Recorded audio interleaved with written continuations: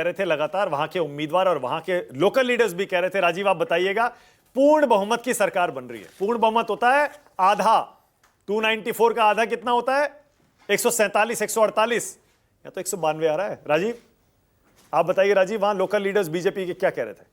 नहीं, देखिए वहां के लोकल, देखिए पिछली बार और इस बार में बड़ा अंतर था। इस बार का चुनाव बीजेपी ने बिल्कुल अलग स्ट्रेटजी पे लड़ा था। वहां के ज्यादातर वहां के लोगों को इन्वॉल्व करके प्रधानमंत्री और गृहमंत्री की जो सभाएं थी और उनके जो स्टार प्रचारक है वो थे। लेकिन बीजेपी ने बहुत अलग तरह से चुनाव इस बार वहां के लोकल लीडर्स पर भरोसा करके, वहां के लोकल लीडर्स को 8-8, 6-6 सीटें देकर और ज्यादा बंगाली कल्चर स्पीकिंग लोगों को इन्वॉल्व करके, ऐसा बाहर के लोगों का जो अगर प्रेजेंस था भी तो उस तरीके का नहीं था। लेकिन मैं जो बात आपसे कह रहा हूं कि अगर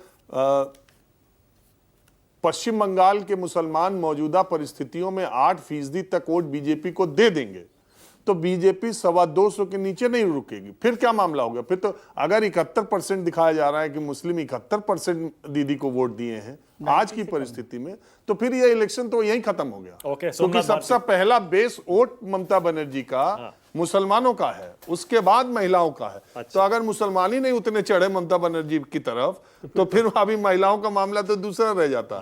तब तो ये इलेक्शन ये जो है 225 के पार बीजेपी जाती दिखती है।